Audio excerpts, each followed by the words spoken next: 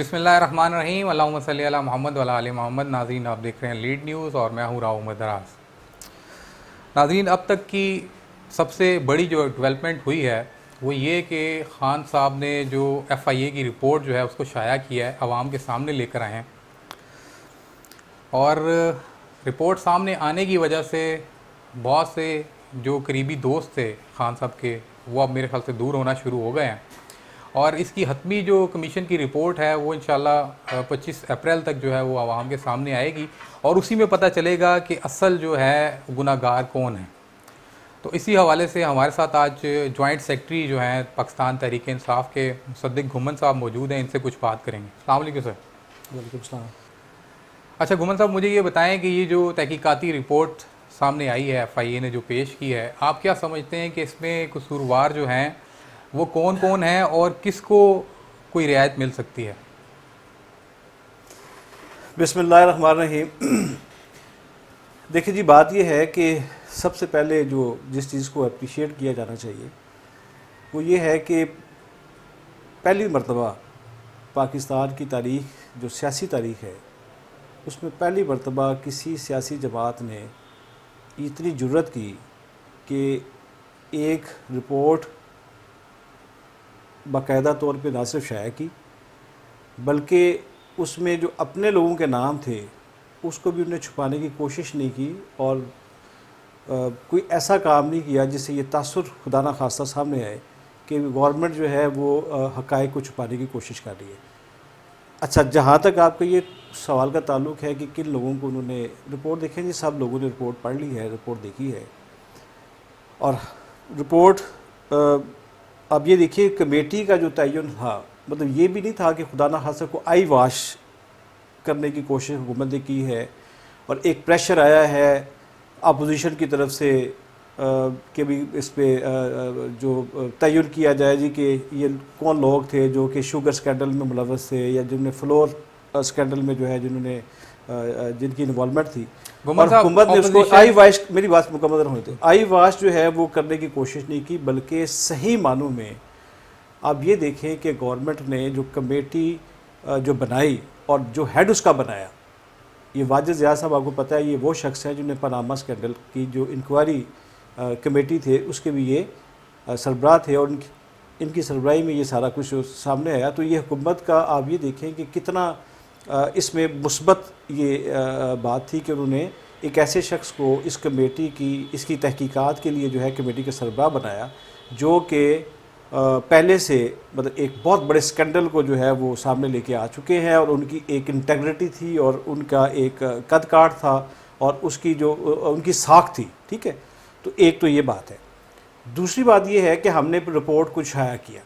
Government نے report کو شائع کیا، اور تیسری بات یہ ہے کہ اب فورینزک آڈٹ جیسے اس کا ہو رہا ہے اس رپورٹ کا، اور اس کی جیسی رپورٹ فورینزک آڈٹ کے سامنے آتی ہے 25 اپریل کو، تو گورنمنٹ کا ریزولو ہے اور گورنمنٹ کی یہ کمٹمنٹ ہے کہ وہ لوگ جن کا اس باقاعدہ اس رپورٹ میں جو ہے تعین کیا جائے گا کہ بھی یہ لوگ جو ہے اس جگہ پہ خرابی تھی، اور ان لوگوں نے ڈیسیجن میکنگ میں یا آن گراؤنڈ جو ہے اس میں خرابی پیدا کرنے کی کوشش کی ہے، تو وہ انشاءاللہ تعالی ہماری کمٹمنٹ ہے کہ وہ لوگ اپنے کیفر کردار تک پہنچیں گے، اور کچھ ہو بھی چکے آپ کے سامنے۔ اپوزیشن پہ بات کر لیتے ہیں۔ اپوزیشن جو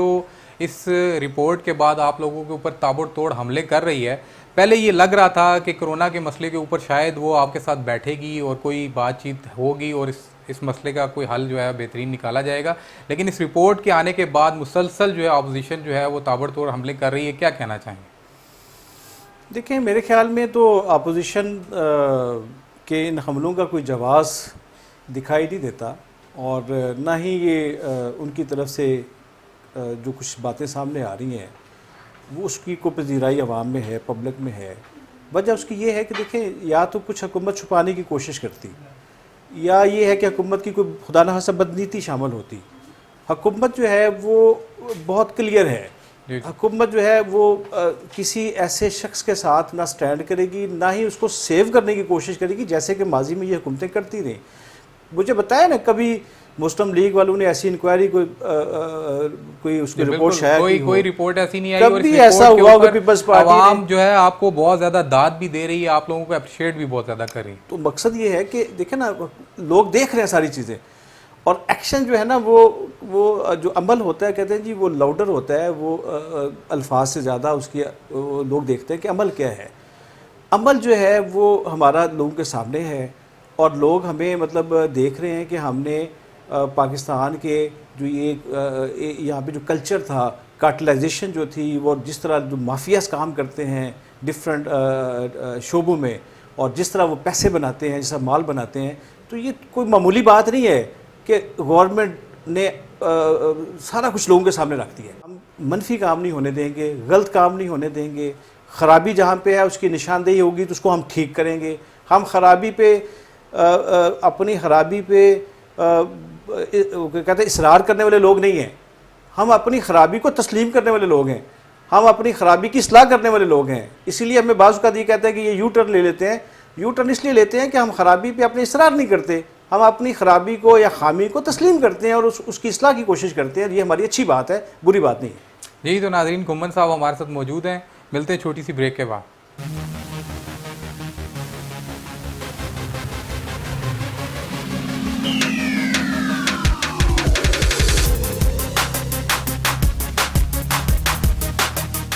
جی ویلکم بیک ناظرین۔ اچھا گھمن صاحب، یہ بتائیں کہ اس وقت جو ہمارا ملک ہے، جیسے کہ آپ کو پتہ ہے ملک میں اس ٹائم لاک ڈاؤن بھی ہے، ہنگامی صورتحال ہے، کیا اس وقت ہمارا ملک جو ہے سیاسی کسی جوڑ توڑ کا متحمل ہو سکتا ہے؟ یہ آپ نے اچھا سوال کیا ہے، اور یہ بات اپوزیشن کو سوچنی چاہیے۔ وہ لوگ جو ہر گیون سچویشن میں سے اپنے لیے سیاسی فائدہ کشید کرنے کی کوشش کرتے ہیں، انہیں یہ بات سمجھنی چاہیے اور یہ بات سوچنی چاہیے کہ اس وقت پاکستان کے جو حالات ہیں اور دنیا کے جو حالات ہیں، اور اتنا بڑا جو بحران ہے، کرائسس ہے، ایک آفت ہے، ایک بلا ہے، قدرتی آفت ہے، اور اس سے لوگ نمٹ نہیں سکتے، لوگ بے بس ہیں، انسان بے بس ہو گئے، حکومتیں بے بس ہو گئی ہیں، ترقی یافتہ ممالک کی بس ہو گئی ہے، اور پاکستان کے لیے یہ بہت بڑا چیلنج ہے۔ یہ جو کرونا کے حوالے سے اس وقت وبا ہے، یہ پاکستان کے لیے بہت بڑا چیلنج ہے۔ پاکستان کو اس چیلنج سے نمٹنا ہے، اور اس کے لیے تمام پاکستانیوں کو ایک ہو کر، تمام پاکستانیوں کو، تمام سیاسی جماعتوں کو اپنے سیاسی اختلافات بھلا کر انہیں گورنمنٹ کی پشت پہ کھڑا ہونا چاہیے،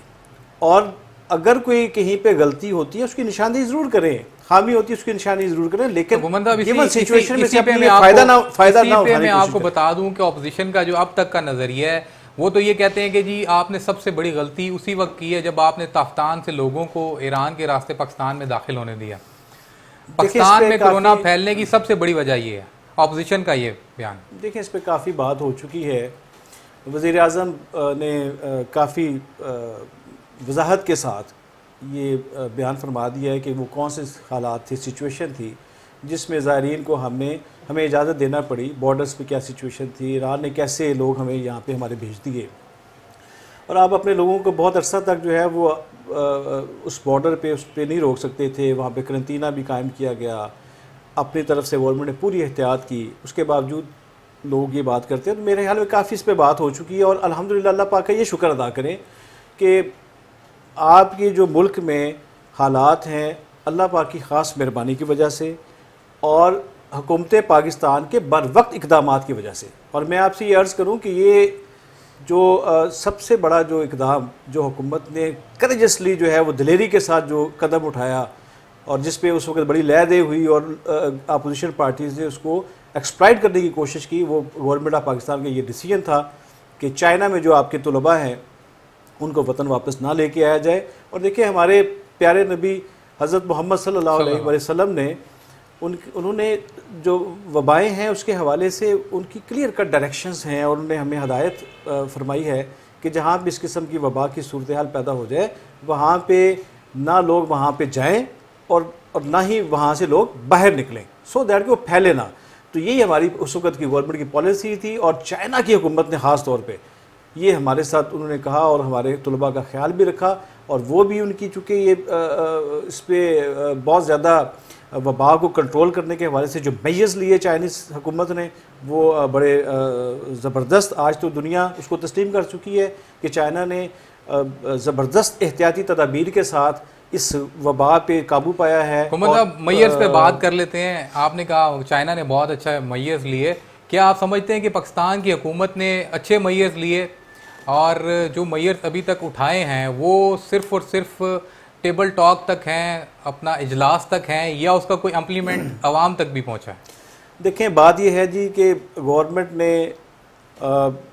پاکستان کی تاریخ میں پہلی مرتبہ اتنے بڑے امدادی پیکج کا اعلان کیا ہے, اور ہم نے یہ جو چیلنج ہمیں درپیش ہے کرونا کی وجہ سے, اس کو ہم نے اس کا جو جائزہ لیا ہے, اس کو ہم نے بڑا کمپریہنسولی جو ہے وہ اس کے لیے اپنا پلان مرتب کیا. اور نہ صرف یہ کہ لوگوں کو امداد دینے کے لیے ایک بہت بڑا امدادی پیکج 144 ارب روپے کا وفاقی حکومت نے اناؤنس کیا, بلکہ ہم نے ایکسپورٹرز کے لیے ریفنڈ کے حوالے سے ہم نے فوری طور پہ بندوبست کیا کہ ان کے ریفنڈ جو رکے ہوئے ان کو پیسے ملیں. اسی طرح دیگر جو شبہ حاجات ہیں اس میں ہم نے گورنمنٹ نے کوشش کی کہ بھی وہاں پہ گورنمنٹ کی امداد پہنچے, اور لوگ اگر جن کا کاروبار متاثر ہو رہا ہے اور پاکستان کی معیشت کو جو جھٹکا لگا ہے, یہ جھٹکا جو ہے اس سے پاکستان کی معیشت جو ہے وہ باہر نکل سکے, کاروبار کا جو معیشت کا پہیہ ہے وہ رکے نہ, اور لوگ خاص طور پہ جو لوگ فوری طور پہ امداد کے مستحق تھے اور جو ان کو امداد پہنچنی چاہیے تھی, ان کے لیے گورنمنٹ نے احساس کفالت پروگرام کے تحت آپ دیکھیے کہ 1 کروڑ 20 لاکھ حکومت صاحب ابھی تک جو حکومت کی امداد ہے وہ میرے خیال سے جو میرا ابھی تک کا سروے ہے اور جہاں تک میں گیا ہوں یوسیز میں ابھی تک کوئی امداد کسی قسم کی راشن کی صورت میں آپ لوگوں کی نہیں پہنچی. اور جو آپ کا 81-71 کا جو ایک سسٹم تھا جو ابھی آپ نے فرمایا احساس پروگرام, اس کے اوپر میسیجز ضرور موصول ہو رہے ہیں, لوگوں کو میسیجز جا بھی رہے ہیں اور آ بھی رہے ہیں, لیکن اس کے اوپر بھی ابھی تک کوئی حتمی جو ہے کسی کو کوئی ایڈریس وغیرہ یا ایسا کوئی سینٹر کا اس کو ایڈریس نہیں ملا جہاں سے جا کے وہ اس پیمنٹ کو جو ہے وہ لے سکے. کیا کہنا ہے؟ دیکھیں ابھی یہ تو شروع ہو چکی ہے امداد ملنا, اور اس وقت کل تک جو اس کی سچویشن تھی وہ 3 ارب روپے سے زیادہ لوگوں کو دیے جا چکے ہیں. آپ کو میں ایک چیز واضح کروں کہ اس میں تھوڑا سا لوگوں کو سمجھنے کا ایشو ہے, اور حالانکہ ثانیہ نشتر صاحبہ بار بار انہوں نے اپنا بیان ریکارڈ کروایا, ٹی وی پہ آئیں. 3 فیسز میں یہ امداد لوگوں کو ملے گی. یہ 3 کیٹیگریز ہیں. ایک کیٹیگری ان لوگوں کی ہے جن کا data already based income support programme کے تحت گورنمنٹ آف پاکستان کے پاس رجسٹرڈ تھا. ان کی تعداد جو ہے وہ تقریباً 45 لاکھ ہے, ان لوگوں کی 4.5 ملین ہے. ان لوگوں کو فرسٹ فیز پہ فوری طور پہ 12,000 روپے فی خاندان کی صورت میں ہم نے, یعنی کہ آپ یہ چیز کلیئر کر رہے ہیں کہ اس وقت تک کا جو ڈیٹا ہے وہ بے نظیر انکم سپورٹ کا ہی استعمال ہو رہا ہے؟ نہیں, 3 کیٹیگریز ہیں. 3 ایک کیٹیگری ان لوگوں کی ہے جو کہ بیسڈ انکم سپورٹ پروگرام کے تحت رجسٹرڈ ہیں, احساس کفالت پروگرام کے تحت. ان کو 45 لاکھ لوگ ہیں, ان کو فوری طور پہ وہ پیسے ملیں گے اور ملنا شروع ہو گئے, اور یہ فیز مکمل ہو چکا ہے. دوسرا جو ہے وہ 40 لاکھ لوگوں کا وہ لوگ ہیں جو کہ بیسڈ انکم سپورٹ پروگرام میں نہیں آتے. ان کا ڈیٹا بھی احساس کفالت پروگرام میں آلریڈی موجود ہے, نادرا کے تعاون سے وہ ڈیٹا چیک ہو چکا ہے. میں اسی پہ بات کرنا چاہوں گا کہ ان کا ڈیٹا آپ نے کیسے ان کا ڈیٹا آپ لوگوں کو ملا ہے, اور وہ لوگ کون ہیں؟ دیکھیں آپ لوگ پہنچ گئے, جو غربت سے نیچے لوگ زندگی گزار رہے ہیں ان تک آپ لوگ پہنچ گئے. مان لیا کہ وہ جو ڈیٹا بے نظیر انکم سپورٹ والا تھا وہ بھی آپ لوگوں نے ان لوگوں تک بھی امداد پہنچا دی, لیکن ایک جو سفید پوش آدمی ہے جو ایک چھوٹا سا اپنا بزنس کر رہا تھا, جس کی آمدنی یا ایک اپنی دکان تھی جس کی آمدنی جو ہے ماہانہ 20 سے 25 ہزار روپے تھی, اس تک حکومت کی امداد کب پہنچے گی اور کیسے پہنچے گی, اس کے بارے میں؟ اچھا دیکھیں, پہلے میں آپ کو یہ وضاحت کر دوں, یہ واضح کر دوں کہ وہ ڈیٹا ہمارے پاس کیسے ہے. دیکھیں یہ آپ کو پتہ ہے کہ غربت سروے جو ہے وہ ایک سروے آپ کا 2009-10 میں ہوا, اور اس کے بعد ایک سروے آپ کا 2015-16 میں سروے ہوا ہے غربت کے حوالے سے. اچھا اس سروے کے نتیجے میں آپ نے جو لوگ سلیکٹ کر لیے وہ بیسڈ انکم سپورٹ پروگرام والے آپ نے رکھ لیے, جو 45 لاکھ کی تعداد میں نے بتائی آپ کو. ڈیٹا ہمارے پاس بہت سارے لوگوں کا موجود ہے چونکہ سروے ایک ہو چکا ہے, تو جو لوگ اس پہ فال نہیں کرتے تھے اس کیٹیگری میں, اس سے جو اوپر ہے تھوڑے سے بہتر ہے, ویل آف تھے, ٹھیک ہے جی, ان سے بہتر کنڈیشن میں تھے, اس کا ڈیٹا بھی ہمارے پاس موجود ہے. وہ 40 لاکھ کی تعداد ان کی بنتی ہے. ان کو بھی جو ہے جب وہ میسج کرتے ہیں 8171 پہ تو ان کو وہ رجسٹرڈ کر لیتے ہیں. وہ کہتے ہیں جی آپ اس کے اہل ہیں اور آپ کو انتظار کریں, آپ جب بھی آپ کو نیا اس میں بتائیں کہ بھی کہاں سے آپ نے جا کے پیسے لینے ہیں. اس ہفتے میں ان لوگوں کو امداد ملنا شروع ہو جائے گی. جہاں تک آپ نے تیسری بات کی ہے اس کی کہ بھی لوگ بہت سارے اس کے علاوہ ہیں، اس میں کوئی شک نہیں ہے کہ بہت بڑی تعداد ایسی ہے کہ جو اس امداد کی اس وقت مستحق ہے، اور جو لوگ دیکھ رہے ہیں، انتظار کر رہے ہیں کہ ہمارے تک بھی امداد پہنچے۔ 35 لاکھ اس کے علاوہ جی، اس ڈیٹا کے علاوہ 35 لاکھ لوگ وہ ہیں جن کو حکومت کی طرف سے یہ میسج موصول ہوتا ہے کہ آپ ضلعی انتظامیہ کے ساتھ رابطہ کریں، ان کے کوائف دوبارہ ہم اس کو چیک کر رہے ہیں، اور یہ وہ لوگ ہیں جن تک امداد انشاءاللہ تعالیٰ تیسرے مرحلے میں، تیسرے ہفتے میں، آپ سمجھ لیں کہ اس ہفتے میں اگر دوسرے کیٹیگری کو دے رہے ہیں تو نیکسٹ ویک سے ان کو امداد ملنا شروع ہو جائے گی۔ اچھا، اس کے علاوہ بھی میں سمجھتا ہوں کہ آپ کے بہت زیادہ لوگ ایسے ہیں جو کہ اس موجودہ صورتحال سے متاثر ہو رہے ہیں، وہ ڈیلی ویجر نہیں ہیں، چھوٹے موٹے کاروباری ہیں، ان کو بھی بڑے مسائل کا سامنا ہے۔ تو اس کے لیے بھی حکومت نے یہ جو بھی ٹائیگر فورس ہم نے بنائی، وزیر اعظم نے جو انیشیٹو لیا، ٹائیگر فورس کے لوگ نہ صرف یہ کہ لوگوں کو راشن گھروں میں جا کے انشاءاللہ پہنچائیں گے ضرورت پڑنے پہ جہاں پہ علاقے سیل کر دیے گئے ہوں، بلکہ یہ لوگ نشاندہی بھی کریں گے ایسے افراد کی کہ جو معاشرے میں مختلف جگہ پہ لوگ موجود ہیں جن کو گورنمنٹ کی امداد کی ضرورت ہے۔ انشاءاللہ تعالیٰ گورنمنٹ کی امداد سب تک پہنچے گی، اور کوئی بندہ انشاءاللہ تعالیٰ اس سے محروم نہیں رہے گا جس کو امداد کی ضرورت ہے۔ جی، تو گھمن صاحب بات کر رہے ہیں ٹائیگر فورس کے اوپر، تو ناظرین ٹائیگر فورس پہ بات کرتے ہیں، ایک چھوٹی سی بریک۔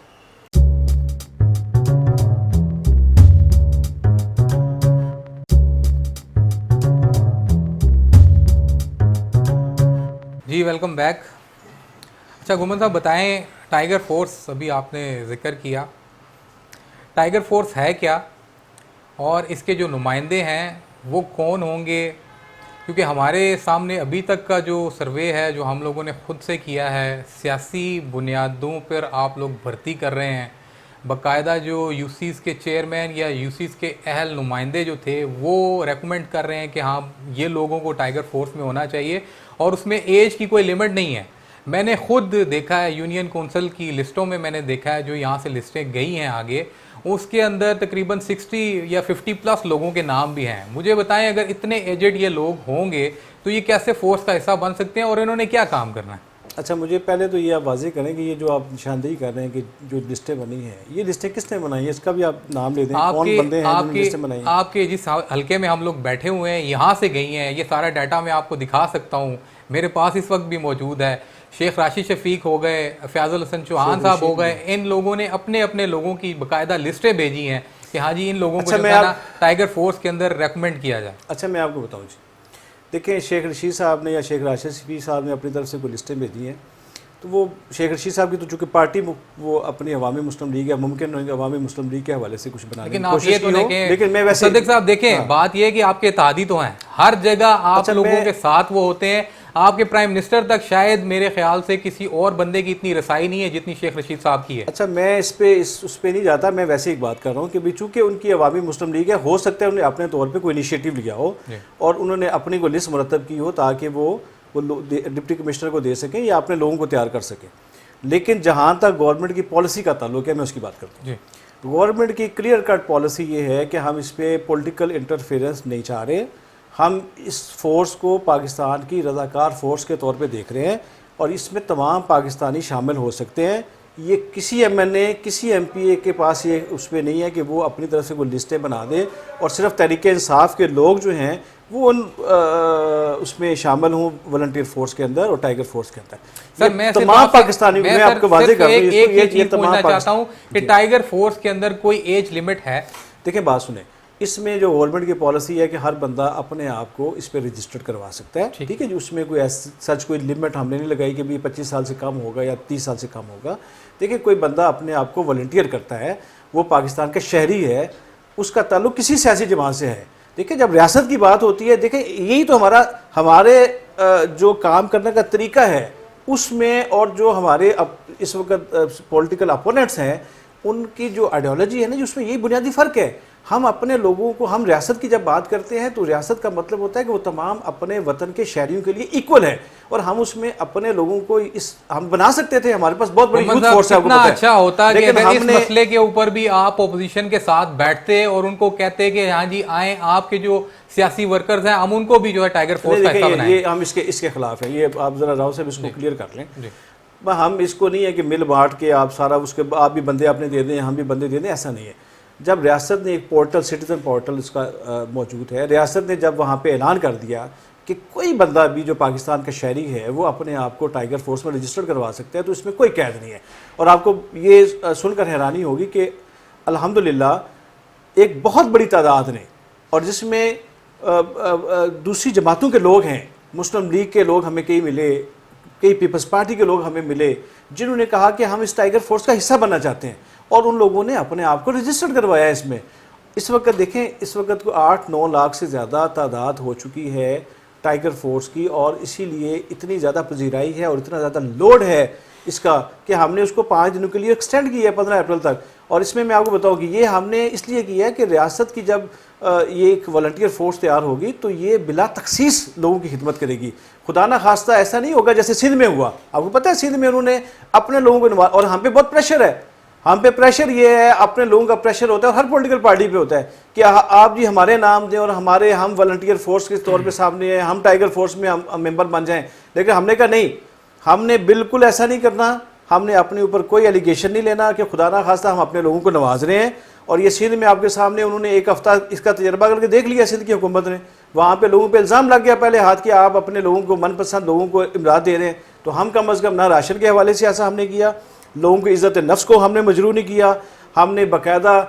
باضابطہ طور پہ ایک لنک جو ہے ویب لنک کے ذریعے لوگوں کی اپلیکیشنز لیں. ہم نے لوگوں کو اختیار دیا کہ اپنے موبائل سے جو ہے وہ میسج کریں، اور لوگوں کی عزت نفس مجروح نہیں ہوئی، دوسرے ہاتھ کو پتہ نہیں چلا کہ کون امداد لے رہا ہے. ٹھیک ہے جی. اور کسی کے وہ رحم و کرم پہ نہیں ہے، کسی کے مرہون منت نہیں ہے کہ کسی M P A M N A کے پاس جائیں، کسی کونسل کے پاس جائیں، کسی ناظم کے پاس جائیں اور وہ اپنے من پسند افراد کو وہ امداد کے لیے ریکمینڈ کرے. تو ہم نے ایسا نہیں کیا، ہم نے آن میرٹ کیا ہے، لوگوں کی عزت نفس کا خیال رکھ کے کیا. اچھا، مجھے اس پہ مصدق صاحب ایک اور یہ بات بتائیے گا. آپ لوگ مثالیں تو دیتے ہیں مدینہ کی ریاست کی. مدینہ کی ریاست میں حضرت عمر رضی اللہ تعالیٰ عنہ نے یہ بات کی تھی کہ اگر دریائے فرات کے کنارے ایک کتا بھی مرے گا تو اس کا ذمہ دار میں ہوں گا. تو آپ کیا سمجھتے ہیں کہ ابھی تک آپ کی حکومت جو ہے ایک غریب آدمی تک پہنچ چکی ہے، جو ایک دہاڑی دار آدمی تھا، جو صبح کماتا تھا اور شام کو کھاتا تھا، کیا آپ اس کو راشن پہنچا چکے ہیں؟ دیکھیں جی، میری بات سنیں. وزیر اعظم کی طرف سے سب سے زیادہ جو فکر مندی کا اظہار ہمیں دکھائی دیا اس کرائسس کے آنے کے بعد، انہوں نے ہمیشہ بات کی کہ بھی اور لاک ڈاؤن کی بھی وہ مخالف اسی وجہ سے تھے کہ وہ سوچتے تھے اور وہ اظہار اس کا کرتے ہیں کہ ہمیں اپنے اس دہاڑی دار کا، اس مزدور کا سوچنا ہے، اس غریب کا سوچنا ہے کہ جو بیچارہ اگر خدا نہ خواستہ سب کچھ بند ہو گیا تو وہ مر جائے گا. وہ یہ بے روزگاری، یہ غربت، یہ افلاس، یہ اس کو بھوک یہ سہ نہیں پائے گا. تو مقصد یہ ہے کہ وزیر اعظم اس بارے میں بہت حساس ہیں. اگر آپ کو یاد ہو، آپ نے ان کی پہلی تقریر سنی ہو بحیثیت وزیر اعظم، جب انہوں نے قوم سے خطاب کیا تو انہوں نے ایک خاص طور پہ ریاست مدینہ کا ذکر کرتے ہوئے ایک پہلو کی نشاندہی کی، اور انہوں نے کمپیشن کی بات کی، انہوں نے رحم دلی کی بات کی، اور ایک ایسا یہ جو آپ کا یہ نقطہ ہے کہ جس کے اوپر ریاست مدینہ کا پورا سیٹ اپ قائم تھا کہ ریاست مدینہ کرول نہیں تھی، خدا نہ خواستہ اس میں بے حسی نہیں تھی، بلکہ وہ لوگوں کے جو جذبات ہیں، لوگوں کے جو احساسات ہیں، لوگوں کے جو معاملات ہیں، ان کے لیے اس میں بہت رحم کا جذبہ تھا اور لوگوں کی مدد کا جذبہ تھا. تو عمران خان نے پہلے دن جب وہ پاکستان کے وزیر اعظم بنے تو انہوں نے اس کی رحم دلی کی بات کی. انہوں نے کہا جی کہ ہم نے ریاست کے معاملات چلاتے ہوئے ہمیشہ اس پہلو کو ذہن میں رکھنا ہے، اس نقطے کو ذہن میں رکھنا ہے، اور یہ نقطہ بنیادی طور پہ اپنے غریب، اپنے جو بہت زیادہ جو آپ کے محروم طبقات ہیں ان کا خیال رکھنے کے حوالے سے ہے. ابھی بھی ان کی یہ سوچ ہے، اور آپ کے سامنے وہ ہر دفعہ اس کا اظہار بھی کرتے ہیں. راشن پیکج بھی اسی حوالے سے تقسیم ہوئے. یہ 12,000 روپے کی امداد جو فی خاندان فوری طور پہ دی گئی، یہ بھی اسی تناظر میں ہے. اور یہ دیکھیں، ہم پوری کوشش اپنی کر رہے ہیں اور پوری دیانتداری کے ساتھ کوشش کر رہے ہیں اور پوری جناب اپنی جانفشانی کے ساتھ کوشش کر رہے ہیں کہ ہم اس طبقے تک پہنچیں جس کو ہماری امداد کی ضرورت ہے اور وہ ہماری امداد سے محروم نہ رہے. اس کے باوجود یہ جو آفت ہے، اس کا جو نوعیت ہے وہ بہت بڑی ہے، اور اس پہ حکومت جو ہے اس کو ساتھ چاہیے، مخیر حضرات کا ساتھ چاہیے، معاشرے کے صاحب ثروت لوگوں کا ساتھ چاہیے، وہ لوگ جو معاشرے میں جو تنظیمیں NGOs کام کرتی ہیں، لوگوں تک پہنچتی ہیں جب اس قسم کے حالات ہوتے ہیں، ان کا ساتھ چاہیے. تو دیکھیں آپ کو ہر بندے کو اپنا کردار اس میں ادا کرنا ہے. ہر شخص نے یہ دیکھنا ہے کہ اس کے پڑوس میں کیا صورتحال ہے. اگر ہم یہ کر لیں بحیثیت قوم، چونکہ آفت کی نوعیت بہت بڑی ہے، کہ ہم یہ دیکھ لیں کہ ہمارے دائیں بائیں، ہمارے محلے میں، ہمارے علاقے میں کوئی بندہ بھوکا نہ سوئے، جس کو راشن کی ضرورت ہے اس کو راشن کا بندوبست کر کے دیں، تو سارا کام حکومتیں نہیں کر سکتی. گھومن صاحب تھوڑی سی بات کر لیتے ہیں، لوگوں کو سامنے آنا پڑے گا. لاک ڈاؤن پہ تھوڑی سی بات کر لیتے ہیں. لاک ڈاؤن اور آپ کی پنجاب پولیس، خان صاحب کا حکومت میں آنے سے پہلے یہ بھی بڑا ایک نعرہ تھا کہ جی پنجاب پولیس کو میں ٹھیک کر کے دکھاؤں گا. آپ کیا سمجھتے ہیں کہ اس وقت کا جو لاک ڈاؤن ہے اس میں جو پولیس کا رویہ ہے، جو پولیس کا کردار ہے، وہ ٹھیک ہے؟ کیونکہ اس وقت تھانوں میں ایک چیز بہت عام ہو گئی ہے کہ اگر ایک غریب آدمی کا موٹر سائیکل یا رکشہ پکڑا جاتا ہے تو اگر وہ پہلے 2000 دے کے چھٹ جاتا تھا تو اب 8000 10,000 روپے کا ریٹ ہے اور کوئی سنوائی نہیں ہے. نہ ہی تو ایس ایچ او کسی کی بات سنتا ہے اور نہ ہی تھانے میں بیٹھا ہوا گیٹ کے اوپر ایک جو سپاہی ہے وہ کسی کی بات سنتا ہے. کیا کہنا چاہیں گے؟ دیکھیں آپ نے بڑے اہم پہلو کی طرف نشاندہی کی ہے، اور میں آپ سے یہ عرض کروں کہ یہ ایک ایسا خاص طور پہ پاکستان کے معروضی حالات میں میں افسوس کے ساتھ یہ بات کہنا پڑتی ہے کہ ساری تدابیر ناکام ہوتی دکھائی دیتی ہیں. چونکہ معاشرے میں میں آپ کو بتاؤں کہ شروع میں ہم نے جب کہا ناصر درانی صاحب یہاں پنجاب میں آ گئے تو وہ کچھ قوتیں ایسی تھیں جنہوں نے خان صاحب کو بھی اس پہ جو ہے کنونس کرنے کی کوشش کی، قائل کرنے کی کوشش کی کہ یہ پنجاب ہے اور یہاں پہ ہمیں فری ہینڈ پولیس کو دینا پڑے گا، اور اس میں فری ہینڈ سے مراد یہ ہے کہ آپ کی جو انوالومنٹ انٹرفیرنس رہے. لیکن خان صاحب کا شروع دن سے یہ اپروچ ہے کہ ہم سیاسی مداخلت سے پولیس کو جو ہے وہ اس کو پاک کریں گے تاکہ یہ آزادانہ طور پہ اپنا کام سر انجام دے سکے. اور اس پہ اگرچہ شروع میں اتنا عمل اس پہ نہیں ہو سکا. میری بات کام کر تو رہے ہیں، میں آپ کو بتا تو رہا ہوں کہ وہ جو یعنی کہ 2000 روپے میں پہلے کام ہو جاتا تھا وہ 10,000 روپے. اچھا میں آپ کو عرض کرتا ہوں، میں آپ کو میں نے اس لیے کہا کہ افسوس یہ ہے کہ آپ جب اس کو کرنے کی کوشش بھی کرتے ہیں تو معاشرہ آن دا ہول اس میں اتنا زیادہ، اور خاص طور پہ یہ پولیس کا جو ڈپارٹمنٹ ہے اس میں اتنی زیادہ خرابی ہے کہ آپ حکومت کی ول بھی ہے. اور میں آپ سے اس کی ول کا اظہار یوں کروں کہ یہ جو موجودہ یہاں پہ ہم جس شہر میں اس وقت موجود ہیں،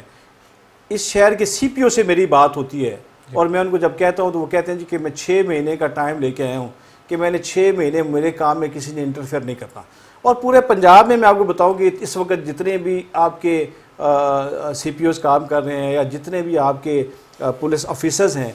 یہ سارے وہ لوگ اس وقت ان کو کسی انٹرفیئرنس کا سامنا نہیں ہے. اور یہ میں آپ کو پنڈی شہر کی صرف بات بتا رہا ہوں کہ یہ کسی M P A M N A کے کہنے پہ نہ ایس ایچ او لگاتے ہیں اور نہ ایس ایچ او یہ تبدیل کرتے ہیں. بالکل نان انٹرفیئرنس ہے. کون رکھے گا ان کا چیک اینڈ بیلنس؟ کون رکھے گا؟ مجھے بتائیں کہ ایک آدمی کی سنوائی نہیں ہے، اچھا سی پی او تک نہیں ہے، ٹھیک ہے، تو ان کو چیک اینڈ بیلنس کون کرے گا؟ اچھا میری بات سنیں، دیکھیں اب 2 صورتیں ہیں. اب اس کو تو اکیڈمکلی تھوڑا سا دیکھیں سب چیزوں. ہم نے ان کا مطالبہ ہے کہ پولیس کے نظام میں معاملات میں سیاسی لوگ انٹرفیئر نہ کریں، اور ہم ان کا مطالبہ تسلیم کر لیتے ہیں. ٹھیک ہے، ہم کہتے ہیں جی کہ آپ کا مطالبہ ہمارے سر آنکھوں پہ، ہم آپ کے کام میں مداخلت نہیں کرتے. ہم پنڈی شہر کو ایک ماڈل کے طور پہ آپ لے لیں جس میں ہم بیٹھے ہوئے. ہم نے سی پی او صاحب کو ان کے کہنے پہ ہم نے فری ہینڈ دے دیا. اب جو رسپانسبلٹی ہے، جو لائبلٹی ہے، وہ ان کے شولڈرز کے اوپر ہے، ان کے کندھوں کے اوپر ہے. ٹھیک ہے جی،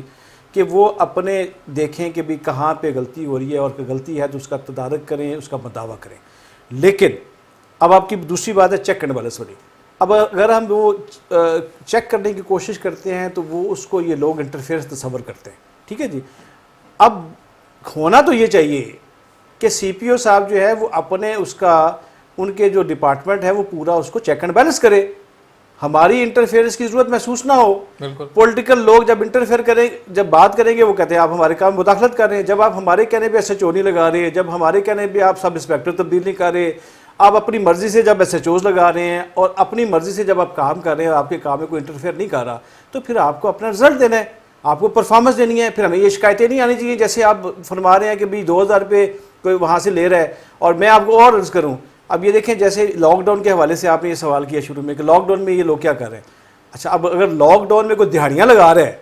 تو اس کا مطلب سیاسی لوگ کیا کر سکتے ہیں؟ وہ تو سی پی او ذمہ دار ہیں، اگر وہ دہاڑی لگا رہے تو SHO ذمہ دار ہے. سر سیاسی اگر لوگ یہ کر سکتے ہیں گمن صاحب، سیاسی لوگ یہ کر سکتے ہیں کہ اپنے اپنے حلقے میں اس ساری سچویشن کو دیکھ کے اور کم از کم جو ہے اپنے اوپر آپ لوگوں کے جو لوگ ہیں سینئر قیادت اس تک یہ رپورٹ پہنچا سکتے ہیں. رپورٹ پہنچا سکتے ہیں. دوسرا یہ بات، یہ جو کرنے والا کام، دیکھیں پہلی بات یہ ہے کہ میرے علم میں نوٹس میں کوئی بات آتی ہے تو میں فوری طور پہ اس کو متعلقہ جو ریلیونٹ آدمی ہے، جو سینئر ترین آدمی ہے، اس کو میں کنوے کرنے کی کوشش کروں کہ یہاں پہ آپ کی خرابی ہو رہی ہے. اچھا، دوسری ایک طریقہ تو یہ ہے، وہ ہم کر رہے ہیں. دوسرا یہ ہے کہ ہم اپنی حکومت جو ہے وہ اس تک پہنچاتے ہیں کہ نہ نیچے یہ معاملات خراب ہیں، ٹھیک ہے، اور وہاں سے ہم اصلاح احوال کی کوشش کرتے ہیں. تو وہ انشاءاللہ تعالی ہم دونوں کام کر رہے ہیں. باقی آپ یہ کہیں جی کہ یہ پوری طرح پولیس کا جو نظام ہے یہ درست ہو گیا ہے، تو یہ پاکستان میں یا پنجاب میں بالخصوص بالکل ہم نہیں کہہ سکتے، نہ ہم کلیم کر سکتے ہیں کہ ہم نے جو اپنے اینڈ پہ جو ہم کر سکتے تھے. دیکھیں جی، پولیس کا جو ادارہ ہوتا ہے وہ ایک انڈیپینڈنٹ ادارہ ہوتا ہے پوری دنیا میں. پولیس کا ادارہ کسی ریاست کے کسی اس کے تابع نہیں آتا. وہ یہ تصور جو ہوتا ہے کہ پولیس وہ صوبائی انتظامیہ کے ماتحت ہے، وہ ماتحت ان دیٹ سینس کہ اس نے اپنی ورکنگ کے لحاظ سے وہ انڈیپینڈنٹ ہے، اور وہ اپنے جو ہے وہ اس میں ایڈمنسٹریٹیولی جو ہے اس کو آپ کہہ سکتے ہیں کہ یہ نیچے اس کی آتی ہے، ٹھیک ہے. تو یہ کہنے کا مطلب یہ ہے کہ یہ ہمارے جو پولیس افسران ہیں، ہمارے IG صاحبان جو ہیں، ہمارے جو CPO صاحبان ہیں، ہمارے جو SHO اور خاص طور پہ جو CPO صاحبان ہیں جو کہ شہروں کے جن کی ذمہ داری ہے،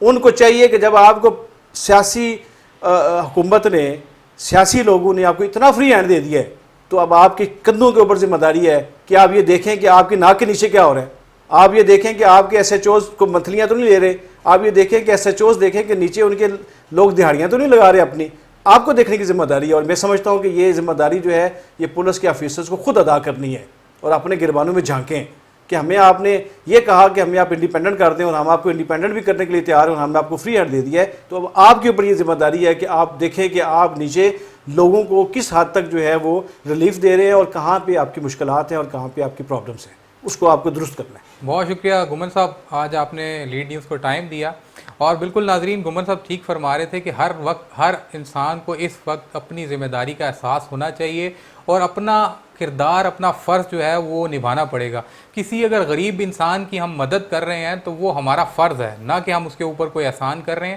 انشاءاللہ پھر کسی پروگرام میں آپ کے ساتھ ملاقات ہوگی. تب تک اپنے پیاروں کا خیال رکھیے گا. پاکستان زندہ باد.